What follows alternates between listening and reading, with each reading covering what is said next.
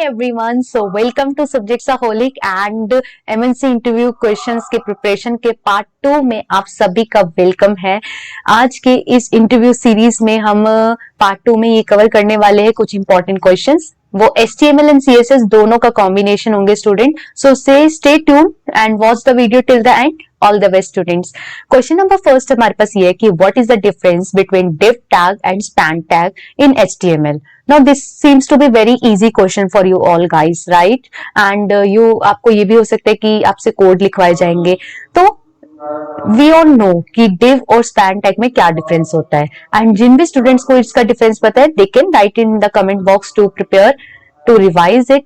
But यहाँ पर जो बिगनर स्टूडेंट्स हैं उनको थोड़ी सी क्लैरिटी दे दूं कि div tag और span tag में क्या डिफरेंस होता है। एंड बेसिकली इंटरव्यू का ये पर्पस है ये जानने के लिए कि क्या आप HTML के सिमेंटिक से अवेयर हो, क्या आप CSS के एप्लीकेशन स्कोप से अवेयर हो। तो ये क्वेश्चन सिर्फ सबसे पहले एक इजी लेवल जो होता है ना, एक होता है कि स्टार्टिंग इजी से होती है, तो उसी से इंटरव्यू को पता लग जाता है कि are we aware about this particular concept. तो ये वही क्वेश्चन है, ये वही क्वेश्चन है जो इंटरव्यूज में इंटरव्यू स्टार्ट करते हैं और हमें लगता है ये तो काफी इजी है, तो we can crack the other question also, right.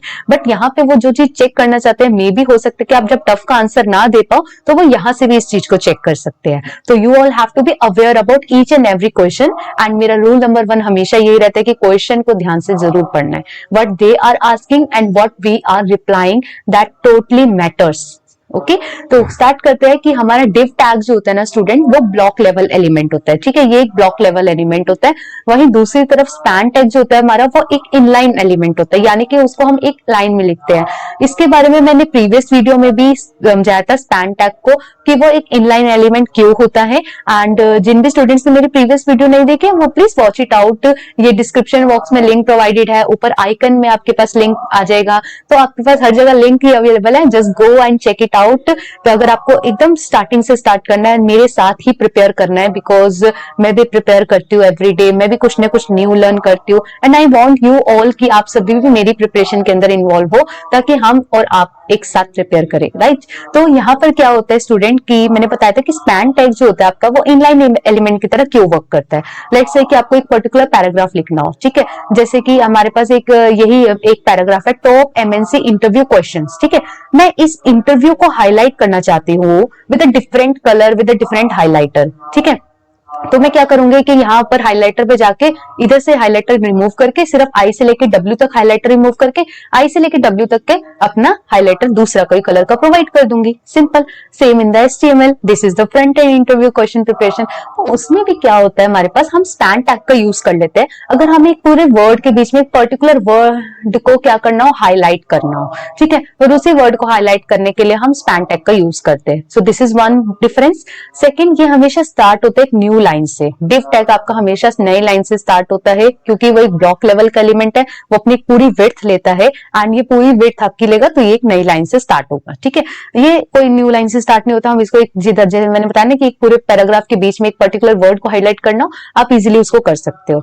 Used for structuring और grouping large section of HTML। जब आपको अपने HTML के जैसे हेडर को अलग करना है, फुटर को अलग करना है, और आप चाहते हो कि क्वेश्चन आंसर्स वाला सेक्शन मेरा अलग बन जाए, स्टूडेंट्स की प्रोग्रेस बार मेरी अलग बन जाए, तो जो भी आपके माइंड में सेक्शंस आ रहे हैं वो सारे आप इसके अंदर कवर कर सकते हो। ठीक है, sorry.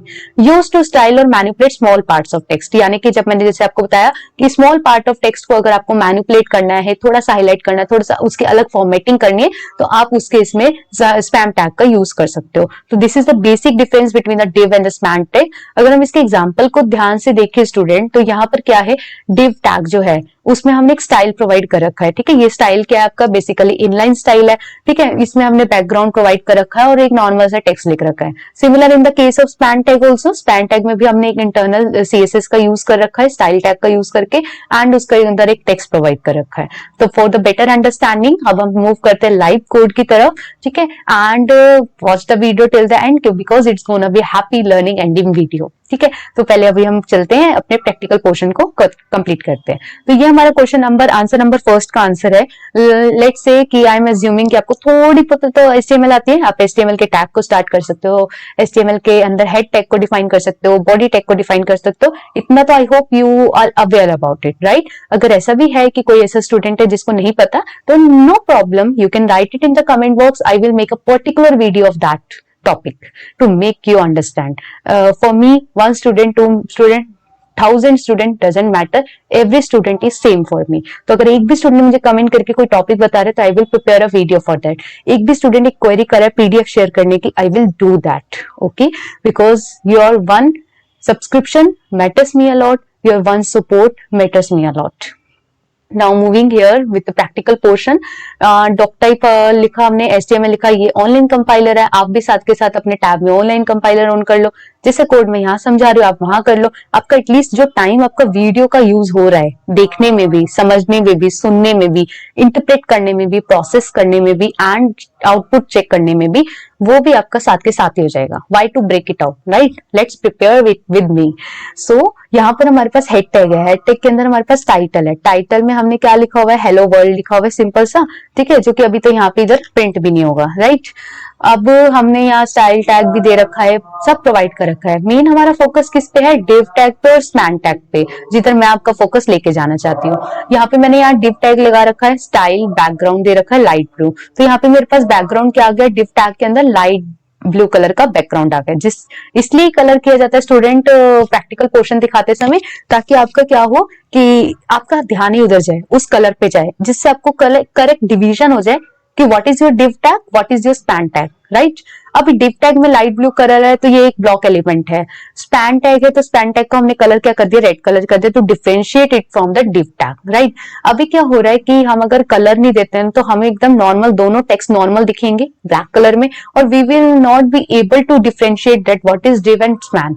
But by providing the border color, by providing the background color, by providing the text color, we will be able to understand what is the difference between different components of HTML, right? I hope you agree, and if you agree, do like my video. And here now moving forward, अब हम क्या देखने वाले हैं इसके अंदर कि जैसे यहाँ पर हमारे पास क्या है, अगर मैं इसको दे दूं एक, वैसे तो आपको बैकग्राउंड से क्लियर हो गया, अब लेट्स से कि मैं इसमें बॉर्डर दे देती हूँ 1 पिक्सल का, सॉलिड का, ब्लैक का, ठीक है। वी ऑल नो कि हम बॉर्डर क्यों देते हैं, एक तो चीजें आइडेंटिफाई हो जाती है, दूसरा जब हमें रिक्वायर्ड हो तो हमें देनी पड़ती है, राइट। अभी रन करेंगे हम इसको, तो हमने इसको एक बैक बॉर्डर दे दिया, तो आप बहुत ही ध्यान से देखेंगे कि ये जो डिव है ना, ये आपकी फुल विड्थ ले रहा है, राइट, पूरी विड्थ ले रहा है आपकी, लेकिन जो नीचे स्पैन टैग है वो सिर्फ उतनी ही, ये देखो जितना मैं इसको एक्सपैंड कर दूं आउटपुट स्क्रीन को, it will give stretch it out, right, ये स्ट्रेच आउट करता रहेगा और ये आपको पूरी विड्थ ऑक्यूपाई करेगा, जितना भी मैं स्क्रीन को कर लूं कंपैक्टेबल। उसके बाद हमारे पास जो स्पैन टैग है वो आप ऑब्जर्व करेंगे कि ये एक इनलाइन ही टेक्स्ट है, सिर्फ उतनी ही लाइन आई है, जरा सा भी एक्स्ट्रा स्पेस नहीं आया, अनलेस और अनटिल आई प्रोवाइडेड, और वो उतना ही स्पेस को है ऑक्यूपाई कर रहा है। तो इससे आई होप कि आपको क्लियर हो गया होगा कि what is the difference between a div tag, कि वो किस तरीके से ब्लॉक लेवल पे काम करता है, और किस तरीके से स्पैन टैग जो है आपका वो इनलाइन तरीके से काम करता है, ठीक है। I hope you like this practical portion, and if you like, please do like the comment and share it to your other friends. Moving to the next question of the video. अभी हमारे पास next question है, what is the difference between relative, absolute, fixed positioning in CSS? तो I told you कि it is a question mixture of HTML and CSS both. ये दोनों का ही mixture है, तो अब हमें बताने कि रिलेटिव, एब्सोल्यूट और फिक्स्ड में क्या डिफरेंस होता है, ठीक है। इससे इंटरव्यूअर आपका ये जानने की कोशिश कर रहा है स्टूडेंट्स कि किस तरीके से आप एलिमेंट के फ्लो को समझते हो, राइट, किस तरीके से आप पोजीशन चेंज करके स्टैकिंग कर सकते हो। तो जैसे सबसे पहला आपके पास है रिलेटिव। रिलेटिव क्या होता है, एक नॉर्मल पोजीशन है, जब हमें कोई भी नॉर्मल पोजीशन प्रोवाइड करनी होती है हम उसको रिलेटिव प्रोवाइड करते हैं, ठीक है। ये मूव करते हैं स्क्रॉल के साथ। मूव विद स्क्रॉल का क्या मतलब है कि जब मैं इसको स्क्रॉल डाउन करूंगी स्क्रीन पे तो क्या ये मूव करेगी या नहीं करेगी, तो यस इट विल मूव।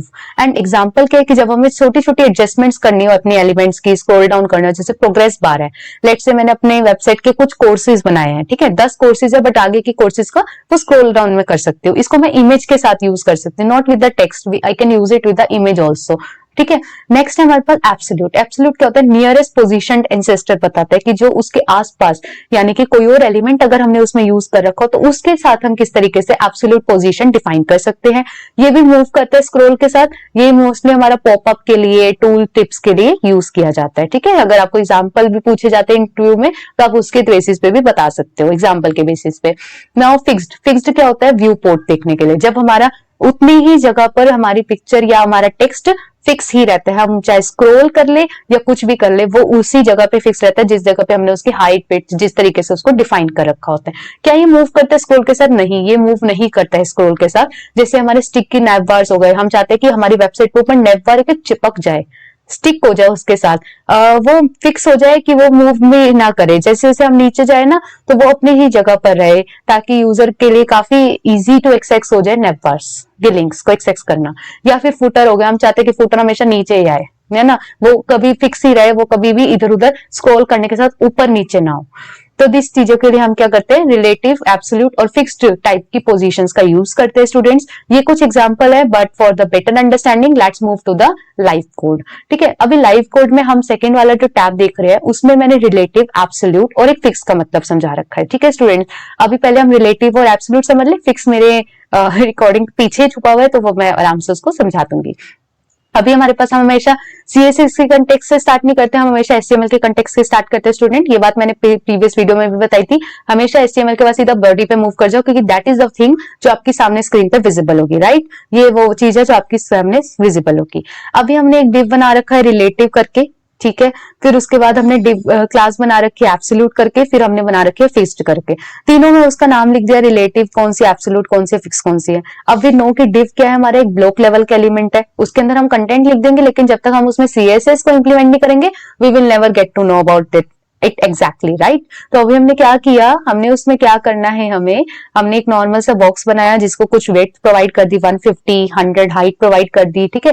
उस पर कोई कलर प्रोवाइड कर दिया, व्हाइट कलर मतलब टेक्स्ट का कलर, जो कि रिलेटिव यहाँ पे व्हाइट कलर ही दिख रहा है, राइट। टेक्स्ट लाइन सेंटर है सब में, तो this is a perfect CSS जो हमने इस पे अप्लाई कर रखी है। लाइन हाइट भी उसको प्रोवाइड कर रखी है, और बोल्ड, हमारा टेक्स्ट बोल्ड है। As you can see, relative and absolute and fixed all three are bold, ठीक है। अभी क्या हो रहा है हमारे पास, जब हम रिलेटिव को देखते हैं, यानी कि अपना फर्स्ट वन, इसकी हमने जो पोजीशन दे रखी है वो रिलेटिव पोजीशन दे रखी है, यानी कि एक नॉर्मल पोजीशन दे रखी है, हमने उसको प्रोवाइड कर रखी है। लेफ्ट से 40 पिक्सल है, यानी कि यहाँ से वो 40 पिक्सल है, टॉप से वो 20 पिक्सल है, ठीक है। नॉर्मल उसकी पोजिशनिंग होगी, जैसे आप पोजिशनिंग सोच रहे हो ना कि इतनी लेफ्ट से मार्जिन या इतना राइट से मार्जिन पोजीशन दे देंगे, उतनी ही है इसके पास ऑप्टिमाइज, ठीक है। अभी हमारे पास नेक्स्ट है एब्सोल्यूट। एब्सोल्यूट जो होती है हमारे पास, वो क्या है, आपकी साथ वाले यानी कि एंसेस्टर्स के बेसिस पे चलेगी, यानी कि नियरेस्ट पोजीशन एंसेस्टर जो होगा ना स्टूडेंट, उसके बेसिस पे हमारी एब्सोल्यूट पोजीशन वर्क करती है।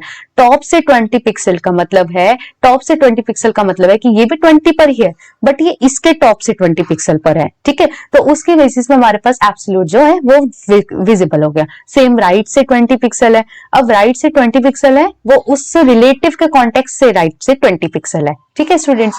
अभी हम इसके बाद नेक्स्ट चलते हैं फिक्स्ड पे। Always stays at the same place, जहां पे आपकी स्क्रीन है।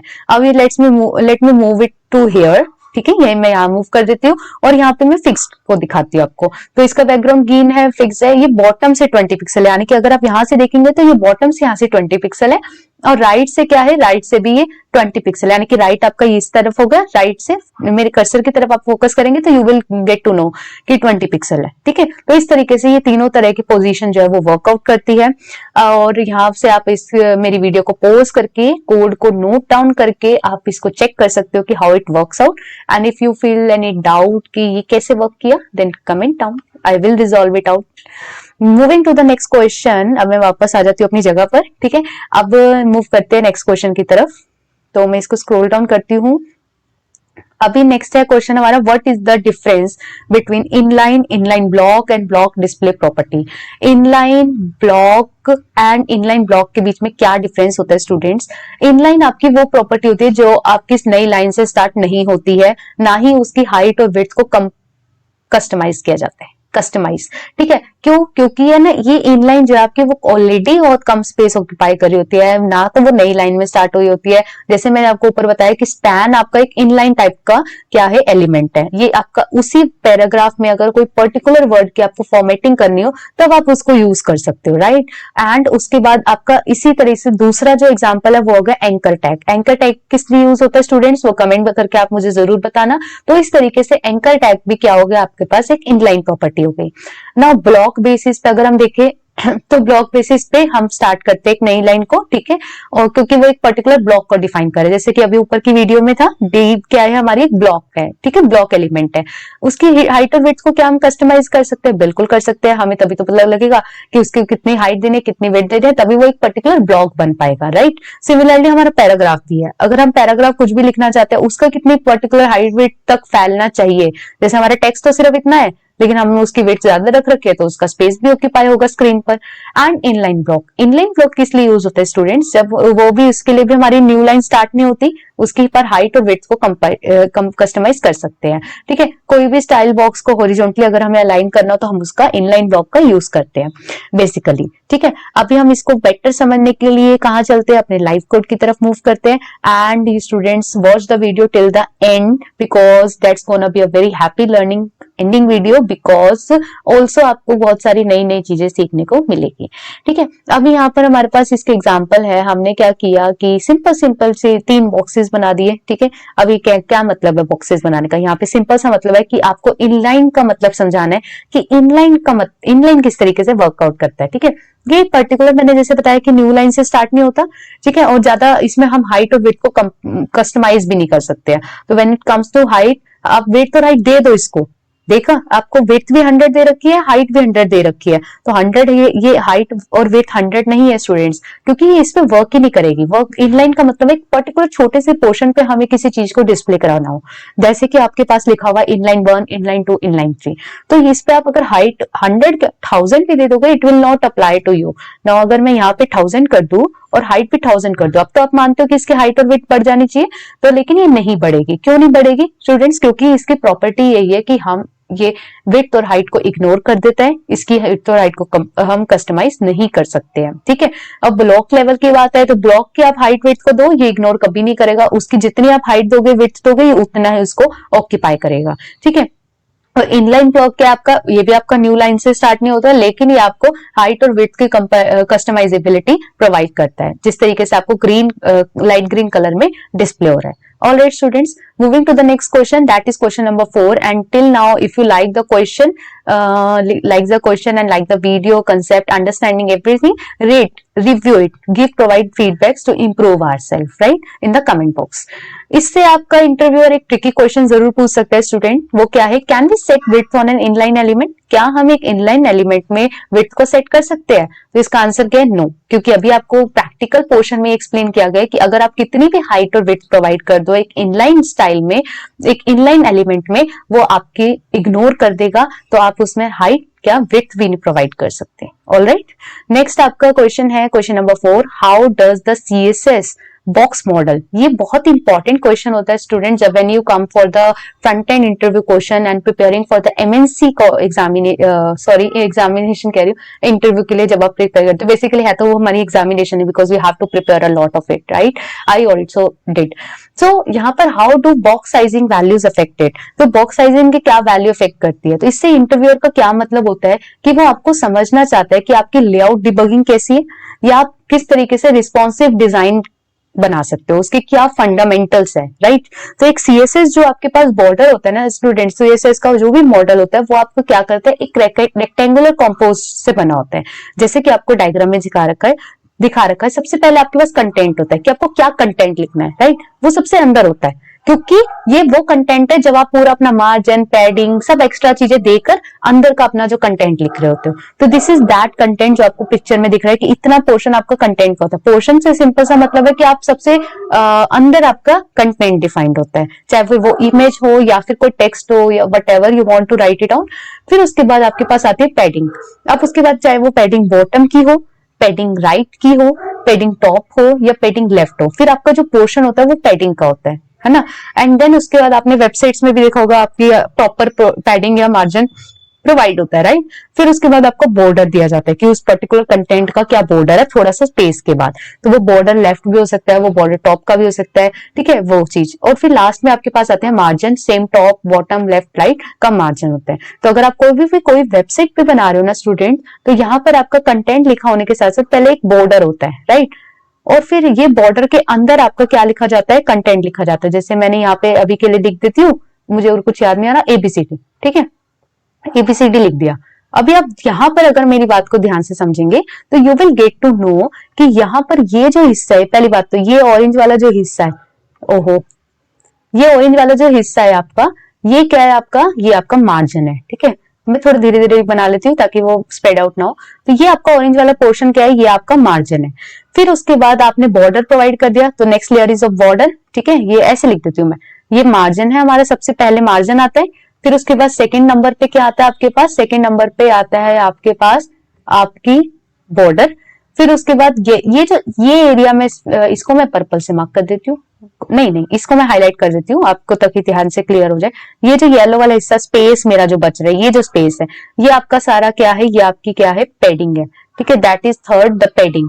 And when last thing comes out, that is the content, this is your content. So I hope this is clear to you, and if you like the understanding concept कि आपको अच्छे से समझ आ रहा है मुझसे, तो आप वीडियो को लाइक जरूर करें, चैनल को सब्सक्राइब भी कर देना। ओके, तो नेक्स्ट है हमारे पास, अब इसी के आगे हमारा इसी तरीके से एग्जांपल है कि हमने एक डिव बना रखा है, उसके अंदर विड्थ प्रोवाइड कर दी। सबसे पहले तो हमने विड्थ प्रोवाइड कर दी, उसकी पूरा कंटेंट जो मेरा पूरा बॉर्डर लेगा वो कितना लेगा, 200 लेगा। फिर उसके उस 200 कंटेंट में जो येलो वाला हाईलाइटेड पार्ट है वो कितना लेगा, 10 पिक्सल लेगा, यानी कि वो पैडिंग है मेरी। अब वो पैडिंग मैंने कुछ डिफाइन नहीं कर रखा, वो टॉप की भी हो सकती है, बॉटम की भी होगी, लेफ्ट की भी होगी, राइट की भी होगी, वो चारों की होगी। चारों तरफ से मेरा 10-10 क्या हो जाएगा, कवर हो जाएगा। फिर मेरा बॉर्डर है, ये जो मैंने सेकंड नंबर मार्क कर रखा है, that will be my border, जो क्या होगा, 5 पिक्सल होगा, सॉलिड होगा या ब्लैक होगा। And lastly is the box sizing, that is border box, ये बॉर्डर बॉक्स है। तो यहाँ पे अगर आप देखेंगे, इफ यू विल सी, मैं कहाँ गई, हाँ, कंटेंट व्यू हेयर, यहाँ पे default box sizing, content box width, content only को कवर कर रहा है, जिसमें बॉर्डर और पैडिंग सब कुछ है। तो लेआउट कंसिस्टेंट करने हैं और अवॉइड करना है हमें ओवरफ्लो के इश्यूज, ठीक है। अब इसका एग्जांपल हम यहाँ पे देख लेते हैं। लेट्स से यहाँ पर हमने सिंपल सा वही सेम एग्जांपल लिया हुआ है, विड्थ ले रखी है 200। और अगर मेरी वीडियो आपको अच्छी लगती है तो प्रेस द लाइक बटन, ठीक है। ये मैंने कंटेंट इसमें डाल दिया फॉर यू गाइज। एंड ये आप देख रहे हो जो मेरा ब्लू हाईलाइटेड है वो मेरा कंटेंट है, उसके साथ ये जो व्हाइट व्हाइट बाहर को है वो मेरा जो मैंने येलो मार्क किया होता है, that is padding from top bottom left right. फिर मेरा ब्लैक वाला जो है वो मेरा पूरा वो है बॉर्डर है, और फिर ये बाहर जो ऊपर से छोटा सा आ रहा है तो मैंने मार्जिन बिल्कुल भी नहीं दे रखा, तो ये मेरा मार्जिन है, ठीक है स्टूडेंट्स। तो ये इससे आपका आई होप क्लियर हो गया होगा। नॉट लास्ट बट अभी हम एक चीज और कंसेप्ट को क्लियर करते हैं, and that will be the bonus challenge. Guys मुझे बहुत सही लगता है अगर मैं वीडियो में बोनस चैलेंजेस आपको प्रोवाइड करूं और उसको सॉल्व भी करवाऊं, क्योंकि इससे क्या होता है कि आपके ऊपर के जितने भी कंसेप्ट है वो सारे आपके क्लियर हो जाते हैं, right student. I hope you agree, and if you agree then do like my video. And इससे क्या होगा कि आपको बोनस चैलेंज से आप बता पा रहे हो कि अगर आपको ये एक तरह से इंटरव्यू क्वेश्चन है जो काउंटर पार्ट हो सकता है। काउंटर पार्ट मतलब आप कुछ एक्सप्लेन कर रहे हो एंड इंटरव्यूअर आपको ये काउंटर पार्ट में क्वेश्चन दे सकता है, जिससे आपकी और ज्यादा क्लैरिटी हो जाएगी इंटरव्यूअर को कि आपको कितना आता है। तो आप एक डिव को कैसे सेंटर करोगे, वर्टिकली होता है ऐसे लंबे में और हॉरिजॉन्टली ऐसे टेढ़े में, ठीक है, मतलब लेटा हुआ, यूजिंग फ्लेक्स बॉक्स। तो उसका आंसर है कि अगर आप अपने डिव क्लास प्रोवाइड करते हो कंटेनर एंड उसमें डिस्प्ले कर देते हो फ्लेक्स, उसको जस्टिफाई सेंटर तो करना ही पड़ेगा क्योंकि हमें डिव को सेंटर करना है। अलाइन कर दोगे सारे आइटम्स उसके सेंटर में और उसकी हाइट प्रोवाइड कर दोगे हॉरिजॉन्टली 100 वी तो उसके VH, तो हमारे पास क्या आ जाएगा उसका हॉरिजॉन्टली, वर्टिकल और हॉरिजॉन्टली फ्लेक्स बॉक्स का यूज करके हम एक डिव को सेंटर में कर सकते हैं। Now this is a homework part for you to create a sample of it, ठीक है, and share it in the comment box कि आपने ये सैंपल क्रिएट किया। Then I will pick your answer from the comment box and will create a video to showcase it you कि whether it is right और wrong. Correct student? So if you agree and if you like the video, then please do like, comment, share and subscribe to my channel. Thank you very much students.